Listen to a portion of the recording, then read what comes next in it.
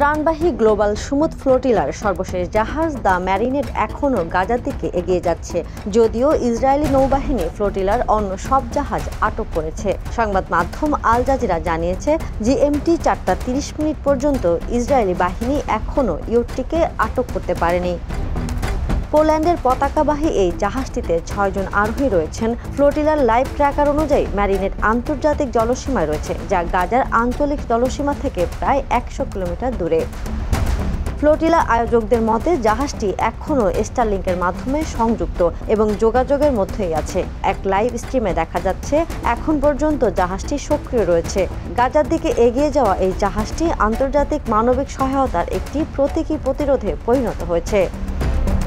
এর আগে বুধবার স্থানীয় সময় রাত থেকেই নৌযানগুলোতে অভিযান চালায় ইসরায়েল। আটক করা হয় 2 শতাধিক যাত্রীকে। তাদের সবাইকে ইসরায়েলের দক্ষিণাঞ্চলের কেটজিওট কারাগারে রাখা হয়। আটকদের মধ্যে সুইডিশ পরিবেশকর্মী গ্রেটা থুনবার্গও রয়েছে।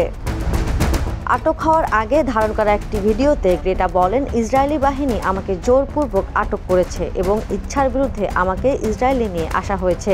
আমাদের উদ্যোগ মানবিক, অহিংস ও আন্তর্জাতিক আইনের মধ্যেই ছিল।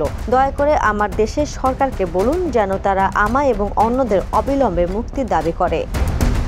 ইসরায়েলি পররাষ্ট্র মন্ত্রণালয়ের দাবি, নৌবহরের যাত্রীরা সক্রিয় যুদ্ধক্ষেত্রে প্রবেশ করেছেন এবং বৈধ অবরোধ লঙ্ঘন করেছেন।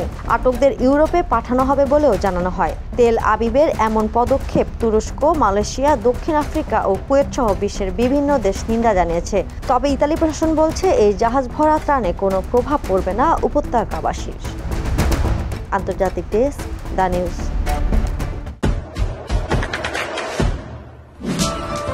দেশে দেশে সবার সাথে দ্য নিউজ।